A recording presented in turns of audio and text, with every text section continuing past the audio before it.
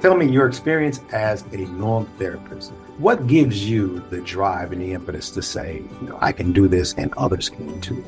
Funny enough, when I first applied to Arrow, it was very early on in the norm therapy process. And so we didn't have yet the established cohorts. And I applied as a recruiter thinking that I would just stay within HR. I didn't really know anything about norm therapy or the rest of Arrow. And as I started to hear a little bit more, I started to realize that was something that I wanted to be involved in. And it sounded like something very powerful to be able to help victims and survivors of abuse in a different way that isn't available to people. And especially being virtual and international, it's such a large reach that we have. I've talked to so many people in different countries that reach out for help, and there's not much that I can do for them from the US, where a lot of our restrictions are based within the US, and having organizations that are internationally available to people makes a huge difference. And